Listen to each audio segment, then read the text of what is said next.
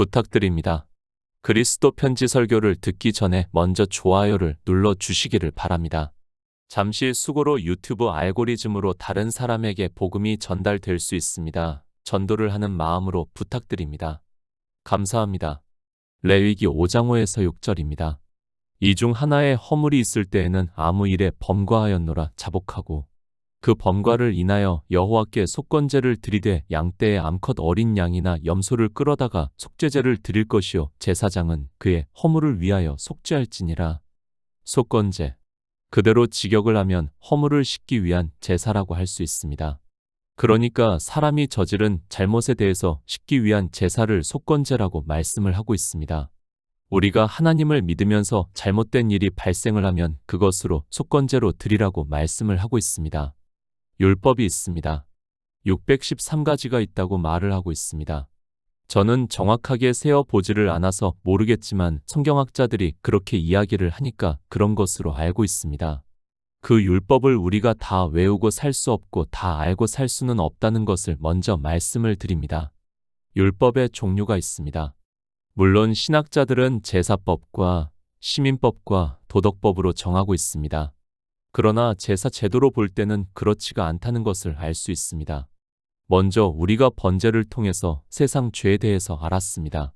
그 도덕법은 우리 인생이 세상을 살아가면서 짓는 죄를 말씀하고 있습니다. 세상 죄입니다. 번제를 통해서 우리는 이 죄가 예수 그리스도의 십자가로 말미암아 다 사해졌다는 것을 믿음으로 받아들이고 있습니다. 요한복음의 말씀과 같이 세상 죄를 지고 가는 하나님의 어린 양으로 오셔서 번제단에서 그 모형을 이미 보여주셨고 그 번제단 그대로 주님께서 십자가에서 이 세상 죄를 지고 가셨습니다. 금령입니다. 이 외에도 성경에는 여호와의 금령이 많이 있습니다. 우상을 섬기는 일이라든지 십계명이라든지 그런 율법이 다 여호와의 금령이라고 보는 것이 맞습니다. 그런데 이 시대 기독교인들은 십계명을 여호와의 금령으로 보는 것이 아니라 도덕법으로 보고 있습니다. 그 차이가 얼마나 크다는 것을 진리로 인도함을 받고 있는 성도는 깨닫고 있습니다. 십계명입니다. 그것은 도덕법이 아닙니다. 성경에는 십계명이 도덕법이라는 말씀이 없다는 것을 알아야 합니다. 그런데도 종교인들은 그것을 교리로 만들어서 도덕법이라고 말을 하고 있습니다. 그런데 제사 제도로 보면 그것은 도덕법이 아니라 여호와의 금령이라는 것을 알아야 합니다. 금령을 어기면 어떻게 됩니까? 구원을 받을 수 없습니다. 반드시 죽여야 합니다. 그런데도 이 시대 종교인들은 십계명을 단순하게 도덕법으로 생각을 하고 있습니다. 이 계명을 지키지 않으면 구원을 받을 수 없다는 것을 알아야 하는데 이 시대는 어느 누구도 이 계명을 지키는 사람이 없습니다. 살인하지 말라. 이 십계명에 대해서는 이미 그리스도 편지의 설교로 말씀을 올려드렸기 때문에 굳이 여기서 다시 말씀할 필요는 없다고 믿고 있습니다. 한 가지만 예로 들겠습니다. 살인하지 말라는 말씀이 십계명에 있습니다. 이것을 육적으로 살인을 하면 번제에서 이미 끝이 났습니다. 그런데 영적으로 살인을 했습니다. 그것을 성령이 오시지 않아서 교회 안에서 자기가 무슨 일을 하고 있는지 모르다가 복음을 듣고 율법에 대해서 깨닫게 되니까 내가 살인한 자라는 것을 깨닫게 되었습니다. 이것을 보고 레위기 4장에서 여호와의 금령 중 하나라도 그릇 범하였으면 속죄제를 드리라고 말씀을 하고 있습니다. 육적으로 살인을 했습니다. 그럼 그는 국가에 의해서 처벌을 받습니다. 그러나 영적으로는 그는 이미 주님께서 세상 죄를 지고 가셨기 때문에 예수 그리스도를 믿으면 구원을 받을 수 있다는 말씀입니다. 제가 살인을 하라고 한다고 오해하지 마시기 바랍니다. 그리고 이제 영적으로 교회 안에서 살인을 하는 사람들이 있는데 그것은 그리스도 편지의 십계명에 살인하지 말라는 말씀을 보면 누가 살인한 자인가를 알 수 있습니다. 율법주의에 있었습니다. 그러므로 해서 살인한 자로 살아가고 있었습니다. 그것을 레위기 4장에서 여호와의 금령 중 하나라도 그릇 범하였으면 속죄제를 드리라고 말씀을 하고 있습니다. 그러니까 아직 진리로 인도함을 받지 못해서 율법주의로 살면서 죄를 지었을 때를 말씀을 하고 있습니다. 이것이 속죄제입니다. 우리 성도는 이제 이 속죄제까지 드렸다는 것을 믿고 있습니다. 우리도 예전에는 율법주의에 있었습니다. 그래서 십계명을 하나도 지키지 못하면서 살았습니다. 그것을 언제 깨닫게 되었는가 하면 복음을 들음으로 해서 성령이 감동을 해 주심으로 해서 우리가 깨닫게 되었고 예수 그리스도로 말미암아 속죄제를 드리게 되었습니다. 번제입니다. 그리고 속죄제가 있습니다. 우리는 이미 이 두 가지 제사를 다 드렸다고 말씀을 했습니다. 이제 속건제가 남아 있습니다. 이 속건제가 무엇인가 하는가를 알려면 우리가 알고 있는 기독교의 교리를 버리는 데서부터 출발이 된다는 것을 말씀을 했습니다. 금령이 있습니다. 그 금령을 그릇 범하였을 때는 속죄제를 드려야 합니다. 그런데 율법에는 이 금령 외의 법이 많이 있습니다. 성경에 보면 부정에 관한 법이라든지 또는 벌금에 관한 법이 있습니다. 그런 것은 금령이라고 할 수 없다는 것을 먼저 알고 있어야 합니다. 기독교 교리에서 말을 하고 있는 법에 대한 것을 먼저 버리고 제사 제도를 알아야 합니다. 레위기 5장 5절입니다. 이 중 하나에 허물이 있을 때에는 아무 일에 범과하였노라 자복하고 1에서 4절의 말씀입니다. 이 율법에 대해서는 기회가 되는 대로 말씀을 드리겠습니다. 속건제의 의미를 알기 위해서 말씀을 하기 때문에 굳이 앞에 있는 말씀을 하나하나를 설명하면서 하기에는 이 한 편의 설교로는 부족할 것 같습니다. 오늘은 속건제에 대해서만 알아가는 시간을 갖겠습니다. 허물입니다. 저지른 잘못입니다. 이것은 순전히 사전적인 뜻입니다. 이 중 하나에 허물이 있을 때에는 아무 일에 범과하였노라 자복하라고 말씀을 하고 있습니다. 그러니까 이 중에 하나에 허물이 있을 때는 내가 어느 일에 죄를 지었다고 자복하라고 말씀을 하고 있습니다. 자복하다. 자기의 죄를 스스로 고백하고 복종하는 것을 말하고 있습니다. 그러니까 무슨 말씀입니까? 허물이 있는데 그 사람이 지금 알고 있다는 말씀입니까? 모르고 있다는 말씀입니까? 자기에게 분명히 허물이 있는데 모르고 있는 상태에서 그 허물을 알게 되었습니다. 그때 자기가 죄를 지었다고 자복을 하라고 말씀을 하고 있습니다. 속건제입니다. 번제나 속죄제와 같이 확실하게 나타나는 죄를 말씀을 하는 것이 아니라는 것을 먼저 알고 있어야 합니다. 그러니까 번제를 우리가 이 세상을 살아가면서 짓는 죄를 말씀을 하고 있습니다. 그리고 속죄제는 우리가 하나님을 믿는다고 하면서 율법을 지키는 죄를 그러니까 악을 행하는 죄를 짓는 것을 말씀을 하고 있습니다. 율법에 있습니다. 그러나 속건제는 그런 죄가 아니라는 것을 먼저 알고 있어야 합니다. 그런 죄가 아니라는 것을 우리가 1에서 4절의 말씀을 보면 쉽게 알 수 있습니다. 또 5장과 6장에서 말씀을 하는 속건제에 대해서 보면 이해할 수 있다고 생각을 하고 있습니다. 도둑질을 하는 것입니다. 확실하게 알 수 있는 죄입니다. 또 우리가 율법을 지키는 것이 죄라는 것 역시 마찬가지입니다. 그 죄도 성령이 오시면 그것이 죄라는 것을 알 수 있습니다. 그러나 이 속건제에 속하는 것은 그런 죄라기보다는 하나님을 믿는다고 하면서 잘못을 하는 일에 대해서 말씀을 하고 있습니다. 그것을 알았을 때 그때 내가 이 일에 죄를 지었다고 고백하라는 말씀입니다. 에베소서 2장 1절입니다. 너희의 허물과 죄로 죽었던 너희를 살리셨도다. 허물입니다. 우리는 이 허물에 대해서 바로 알아야 합니다. 에베소서에서 사도 바울은 너희의 허물과 죄로 죽었던 너희를 살리셨다고 말씀을 하고 있습니다. 여기서 허물과 죄에 대해서 우리는 바로 깨달아야 합니다. 죄에 대해서는 이미 말씀을 드려서 잘 알고 있습니다. 우리가 세상을 살아가면서 짓고 있는 죄에 대해서 죽었다고 말씀을 하고 있습니다. 2장 5절입니다. 허물로 죽은 우리를 그리스도와 함께 살리셨다고 말씀을 하고 있습니다. 여기서 허물은 두 가지의 의미가 담겨져 있다고 보는 것이 맞습니다. 그러니까 속죄제에 해당이 되는 죄도 허물입니다. 그리고 속건제에 해당이 되는 것도 역시 허물입니다. 레위기 4장을 보면 속죄제를 말씀합니다. 거기서 여호와의 금령을 하나라도 그릇 범하면 허물이라고 말씀을 하고 있습니다. 또 레위기 5장에서도 역시 이 중 하나에 허물이 있을 때라고 말씀을 하고 있습니다. 그러니까 성경에 기록이 되어 있는 율법을 범하는 죄를 짓는 것을 허물이라고 말씀을 하고 있습니다. 그러나 다릅니다. 여호와의 금령 중 하나라도 그릇 범하여 허물이 있으면 속죄제를 드리라고 말씀을 하고 있습니다. 이것의 예는 누구든지 에서부터 출발이 되고 온 회중이 있고 족장이 있고 그리고 평민이 있습니다. 이렇게 여호와의 금령 중에 하나라도 그릇 범하는 일이 있으면 허물이 되니까 반드시 속죄제를 드리라고 말씀을 하고 있습니다. 이것이 허물입니다. 이 허물로 죽은 우리를 그리스도와 함께 살리셨다고 말씀을 하고 있습니다. 그러니까 우리가 속죄제에 해당이 되는 여호와의 금령 중에 하나라도 그릇 범하였을 때 그것이 허물이 되어서 반드시 죽어야 하는데 그런 우리를 그리스도와 함께 살리셨다고 말씀을 하고 있습니다. 우리 성도입니다. 복음을 깨닫기 전까지는 모두가 율법주의자였다는 것을 성경은 계속해서 말씀을 하고 있습니다. 복음을 듣기 전에는 누구나 다 율법을 지키면서 살아갔습니다.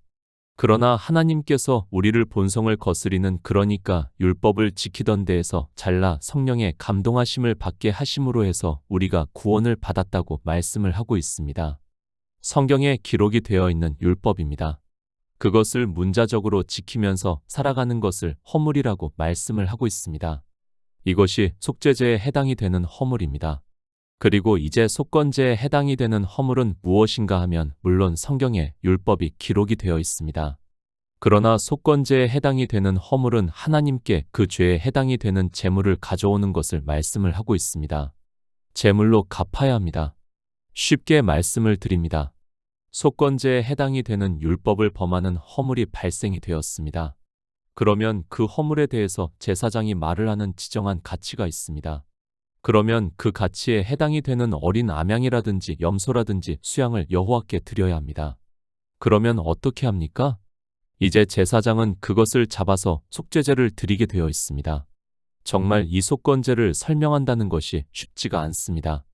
이 설교 한 편을 쓰기 위해서 거의 3에서 4일 이상의 시간을 생각하면서 쓰고 있습니다. 너무 다양하게 기록이 되어 있기 때문에 성경에서 이것이라고 정의를 내려서 말씀을 드린다는 것이 쉽지가 않습니다. 속건제입니다. 이스라엘에게 허물이 발견이 되었습니다. 그러면 그 허물에 지정한 가치대로 제물을 끌고 가야 합니다. 그러면 그 제물을 가지고 제사장은 속죄제를 드린다고 말씀을 하고 있습니다. 물론 7장에서 속건제를 드리는 규례를 말씀을 하고 있지만 그것은 속죄제에 해당이 되는 제사라는 것을 말씀을 하고 있습니다. 허물입니다. 그것은 다른 말로 하면 죄가 되고 있습니다. 속죄제의 허물도 죄가 되고 속건제의 허물도 죄가 됩니다. 그 죄를 속하는 제사는 같다고 보는 것이 맞습니다. 다만 다른 것이 무엇이 있는가 하면 속건제는 그 지정한 가치대로 갚아야 한다는 것이 다르다고 말씀을 하고 있습니다. 다시 말씀드립니다. 우리에게 허물이 발견이 되었습니다. 그것이 여호와의 금령이든 아니면 레위기 5장 1에서 4절까지의 예에서 나오는 허물이든 어찌되었든 허물이 되면 그것은 다 죄가 된다는 것을 말씀을 하고 있습니다. 그러면 속죄제는 제사를 드리면 됩니다. 그러나 속건제는 그 지정한 가치대로 여호와께 가지고 와야 하고 그것을 가지고 제사를 드린다는 말씀을 하고 있습니다. 레위기 5장 17절입니다. 만일 누구든지 여호와의 금령 중 하나를 부지 중에 범하여도 허물이라 벌을 당할 것이니. 레위기 4장 2절입니다. 이스라엘 자손에게 고하여 이르라 누구든지 여호와의 금령 중 하나라도 그릇 범하였으되. 거의 같습니다. 저 역시도 이 말씀 때문에 많은 생각을 했습니다. 사실 속건제와 속죄제의 차이를 찾으려고 해도 이 말씀이 있기 때문에 도무지 찾을 수가 없었습니다. 아마도 이 말씀이 없다면 사람들은 속건제와 속죄제에 대해서 그래도 분명하게 구별을 할 수 있었을 것이라고 생각을 하고 있습니다. 어렵습니다. 저는 방언의 은사를 지금도 받아들이고 있습니다. 하나님께서는 이 시대 역시 방언의 은사를 주신 사람을 통해서 성경을 번역하게 하신다고 믿고 있습니다. 그런 면에서 우리가 보고 있는 한글 개역 성경은 어느 성경보다 잘 번역이 되어 있다고 믿고 있습니다. 저는 오히려 원어 성경보다 더 하나님을 믿는 데 있어서 좋은 성경이 한글 개역 성경이라고 믿고 있습니다. 속죄제 여호와의 금령입니다. 그리고 속건제 여호와의 금령입니다. 여러분이 과연 이것의 차이를 찾을 수 있습니까? 이것은 한글 개역 성경이 아니고는 찾을 수 없다는 것을 여러분이 알고 있어야 합니다. 사실 이 두 말씀을 보고 속건제와 속죄제의 차이를 말씀을 한다는 것은 거의 불가능하다고 생각을 하고 있습니다. 속건제에 해당이 되는 다른 율법입니다. 그것은 성경을 보면 어느 정도 알 수 있습니다. 그런데 문제는 여호와의 금령입니다. 같은 여호와의 금령을 범하였을 때 어느 것은 속건제가 되고 어느 것은 속죄제가 되느냐에 대한 차이를 찾지 못하면 이 제사제도는 도무지 깨달을 수 없다는 것을 알고 있어야 합니다. 4장을 읽어보시기 바랍니다. 계속해서 여호와의 금령에 대해서 말씀을 하고 있습니다. 그리고 5장에서 속건제에서 역시 여호와의 금령에 대해서 말씀을 하고 있습니다.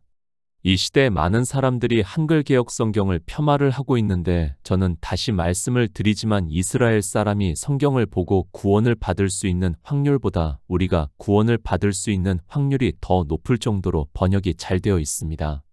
물론 구원은 확률 게임이 아니라는 것을 잘 알고 있습니다. 하나라도 하나를 이 조사 하나의 차이라고 저는 믿고 있습니다.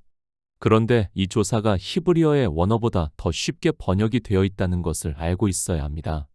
그래서 저는 하나님께 더욱 감사하고 있습니다. 이 조사의 차이에 대해서 알면 속건제에서 말씀을 하는 여호와의 금령과 속죄제에서 말씀을 하는 여호와의 금령을 깨달을 수 있습니다. 하나라도 절대적인 뜻이 담겨져 있습니다. 하나를 혹시 하나를 범할 수 있다는 뜻이 담겨져 있습니다. 그러니까 속죄제는 절대로 범해서는 안 된다는 것을 말씀을 하고 있습니다. 그리고 속건제는 혹시 하나를 범하게 되었을 때를 말씀을 하고 있습니다. 그래서 속죄제를 먼저 말씀을 하고 그때는 하나라도 라고 번역을 하고 속건제에 와서는 하나를 이라고 번역이 되어 있습니다. 율법을 지키면 안 됩니다. 하나님께서는 우리 성도들에게 하나라도 율법을 지키는 것을 용납하시지 않고 있습니다. 이것이 바로 속죄제입니다. 그때 하나라도 지킨 것이 깨달아지면 그러니까 복음을 듣고 성령의 감동을 받아서 율법을 지켰다는 것을 알았을 때 드리는 제사가 바로 속죄제입니다. 이제 속죄제를 드렸습니다. 그리고 율법을 지키는 것이 죄라는 것을 알게 되었습니다. 그것이 허물이 된다는 것을 잘못된 일이라는 것을 알았습니다.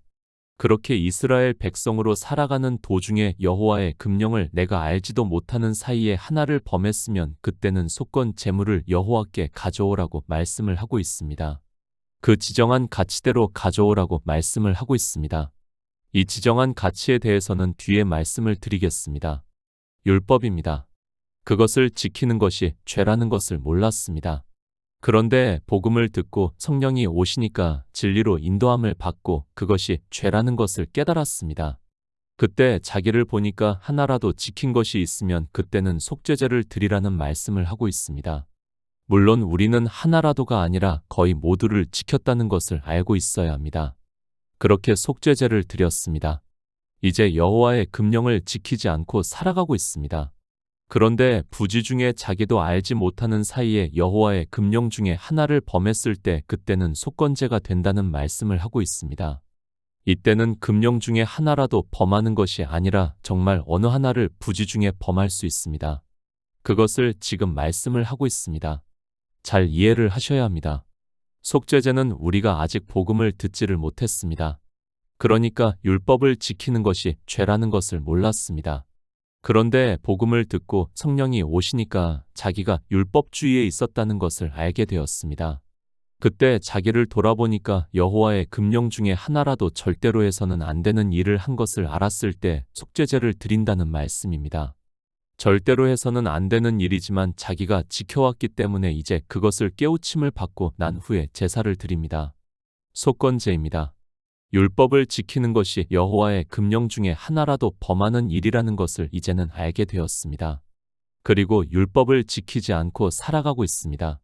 그런 사람이 부지 중에 그러니까 자기도 모르는 사이에 어느 율법 중에 하나를 지킨 것을 나중에 깨닫게 되었습니다. 그때 하나님께서 지정한 가치대로 재물을 가지고 오라고 말씀을 하고 있습니다. 물론 같습니다.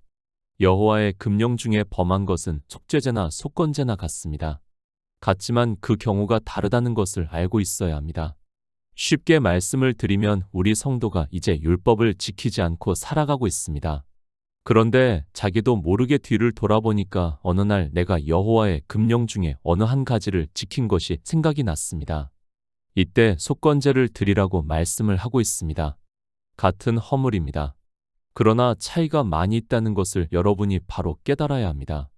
속죄제는 아직 여호와의 금령이 무엇이라는 것을 잘 모르고 있는 상태에서 복음을 듣고 믿음으로 해서 이제 그것을 알게 되었을 때 나를 보니까 절대로 지켜서는 안 되는 율법을 지켰습니다. 그 중에 하나라도 지킨 것이 있으면 속죄제를 드리라고 말씀을 하고 있습니다. 그런데 어떻습니까?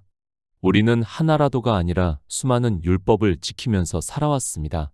그래서 이제 복음을 듣고 믿음으로 해서 속죄제를 드리게 되었습니다. 그 제사를 드리고 난 후에는 우리는 절대로 율법을 지키지 않습니다. 여호와의 금령 중에 하나라도 지킨 것이 없다는 것을 말씀을 하고 있습니다. 같은 여호와의 금령이지만 전혀 다른 상태에서 지킨 것을 말씀을 하고 있습니다. 레위기 5장 6절입니다. 그 범과를 인하여 여호와께 속건제를 드리되 양떼의 암컷 어린 양이나 염소를 끌어다가 속죄제를 드릴 것이요 제사장은 그의 허물을 위하여 속죄할지니라. 허물입니다. 잘못이라고 말씀을 하고 있습니다. 어찌 되었든 허물도 죄라는 것을 알고 있어야 합니다. 성경은 허물이라고 말씀을 하고 있지만 역시 죄라는 것은 분명한 사실이라는 것을 알고 있어야 합니다. 이제 내가 속건 제물을 끌고 여호와 앞에 왔습니다. 어떻게 합니까? 그 범과를 인하여 여호와께 속건제를 드리되 양떼의 암컷 어린 양이나 염소를 끌어다가 속죄제를 드릴 것이라고 말씀을 하고 있습니다. 속건제를 드리라고 하지 않고 속죄제를 드리라고 말씀을 하고 있습니다. 죄를 지었기 때문에 그것이 허물이라고 해도 죄라는 것은 분명한 사실이기 때문에 그 죄에 대해서 속죄제를 드리라고 말씀을 하고 있습니다. 그 범과입니다. 죄를 지었다는 말씀을 하고 있습니다. 그 죄에 대해서 여호와께 속건제를 드리라고 말씀을 하고 있습니다. 이 속건제는 제물과 제사가 같이 있는 것을 말씀을 하고 있습니다. 그래서 죄에 대해서는 속죄제를 드리라고 말씀을 하고 있습니다. 우리가 부정해졌습니다. 그러면 그 부정한 것이 실수로 했다고 해도 역시 죄라는 것을 말씀을 하고 있습니다. 내가 전혀 모르는 상태에서 부정한 것에 접촉이 되어서 부정하게 되었어도 그것은 역시 죄가 됩니다. 성도는 점도 없고 흠도 없이 깨끗한 자인데 부정한 것으로 더러워짐으로 해서 허물이 되면 그것 역시 죄라는 것을 말씀을 하고 있습니다. 이때입니다. 속건 제물을 가지고 여호와께 갑니다. 그러면 그것을 제사장이 받아서 속죄제를 드리라고 말씀을 하고 있습니다. 속건제라는 것은 먼저 제물이 있어야 합니다. 반드시 자기 잘못에 대해서 그러니까 죄에 대해서 제물이 있어야 합니다. 그리고 난 후에 그 제물로 그 죄에 대해서 속죄제를 드림으로 해서 그의 허물을 속죄하라고 말씀을 하고 있습니다. 속건제입니다. 사실 이 한편의 설교로 속건제를 다 설명을 한다는 것은 부족하다는 것을 잘 알고 있습니다. 그러나 속죄제가 무엇이다 하는 것만 알면 된다고 생각을 하고 있습니다. 속죄제와 속건제의 차이를 알고 이것이 속건제라는 것을 알면 됩니다. 속죄제는 충분히 설명을 했습니다. 속건제입니다. 그러니까 율법에는 여호와의 금령에 해당이 되는 율법도 있고 그렇지 않은 율법도 있습니다. 쉽게 말씀을 드리면 여호와의 금령에 해당이 되지 않는 율법을 범하였을 때 속건제를 드린다고 보는 것이 맞습니다. 그런데 그 율법은 거의 다 허물이 있을 때 그것에 대해서 갚아야 한다는 것을 말씀을 하고 있습니다. 부정하게 되었습니다. 무의식 중에 맹세를 했습니다. 남의 물건을 얻고도 잠시 탐심이 나서 거짓말을 했습니다. 이런 것의 율법은 여호와의 금령이라고 할 수 없습니다. 이 외에도 우리가 율법을 보면 이 같은 율법들이 많이 있습니다. 여자가 사녀를 하고 난 후에도 부정하게 되었을 때 역시 마찬가지입니다. 이때 반드시 제물을 가지고 가야 합니다. 그러면 제사장이 그 제물을 받아서 속죄제를 드림으로 해서 그 부정이 깨끗하게 되어 있습니다. 율법 613가지가 있다고 합니다. 그 중에 여호와의 금령에 해당이 안 되면서 이스라엘 백성으로 살아가면서 짓는 허물에 대해서 말씀을 하고 있습니다. 그런 것이 다 속건제에 해당이 된다고 말씀을 하고 있습니다. 그리고 여호와의 금령 중에서 하나를 범했을 때도 역시 속건제를 드리라고 말씀을 하고 있고 그때는 분명히 지정한 가치대로 제물을 가지고 가야 합니다. 이 제물에 대한 부분이 속죄제와 다르다고 보면 맞습니다. 에베소서 5장 2절입니다. 그리스도께서 너희를 사랑하신 것 같이 너희도 사랑 가운데서 행하라. 그는 우리를 위하여 자신을 버리사 향기로운 제물과 생축으로 하나님께 드리셨느니라. 우리가 하나님을 믿습니다. 그러나 여호와의 금령 중에 하나를 부지 중에 범할 수 있습니다. 또 여호와의 금령이 아니더라도 부정하게 된다든지 또는 맹세를 했는데 그것을 나중에 알고 보니까 그 맹세가 잘못되었다는 것을 알게 되었습니다. 그런 여러 가지 일들이 우리에게 있습니다. 이것을 성경에서는 허물이라고 말씀을 하고 있습니다. 이때 속건제를 드려야 합니다.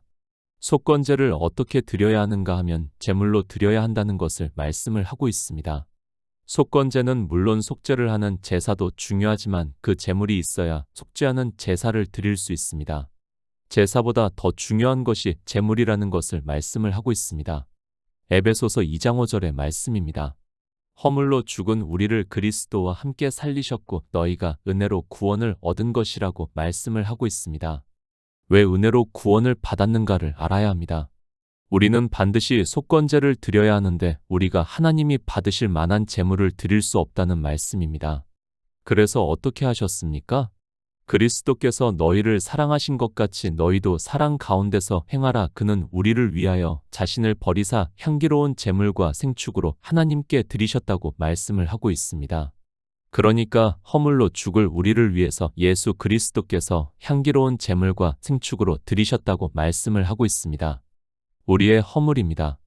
우리가 하나님을 믿는다고 하고 있지만 허물이 있게 되어 있습니다. 율법에 대해서 모든 것을 다 안다 해도 역시 마찬가지입니다. 내가 부지 중에서라도 부정해질 수 있습니다. 그때 우리를 위해서 주님께서 향기로운 제물과 생축으로 드리셨다고 말씀을 하고 있습니다. 이것이 바로 속건제라고 말씀을 하고 있습니다. 이사야 53장 10절입니다. 여호와께서 그로 상함을 받게 하시기를 원하사 질고를 당케 하셨은즉 그 영혼을 속건제물로 드리기에 이르면 그가 그 씨를 보게 되며 그 날은 길 것이요 또 그의 손으로 여호와의 뜻을 성취하리로다. 이사야 53장입니다. 주님께서 이 세상에 오셔서 우리를 위해서 고난을 받으시는 말씀을 예언을 하고 있습니다. 예수 그리스도께서 우리를 구원하시기 위해서 이 모든 일을 하셨다고 말씀을 하고 있습니다. 실제 주님은 이 세상에 오셔서 십자가를 지심으로 해서 우리가 구원을 받았습니다. 그리고 말씀합니다. 여호와께서 그로 상함을 받게 하시기를 원하사 질고를 당케 하셨은즉 그 영혼을 속건제물로 드리기에 이르면 그가 그 씨를 보게 되며 그 날은 길 것이요 또 그의 손으로 여호와의 뜻을 성취하리라고 말씀을 하고 있습니다. 그러니까 하나님께서 예수 그리스도를 우리의 허물을 위하여 속건제물로 받으셨다고 말씀을 하고 있습니다. 하나님입니다. 아무것도 받지 않는다는 것을 알아야 합니다. 레위기에서 속건 제물에 대해서 말씀을 하고 있습니다.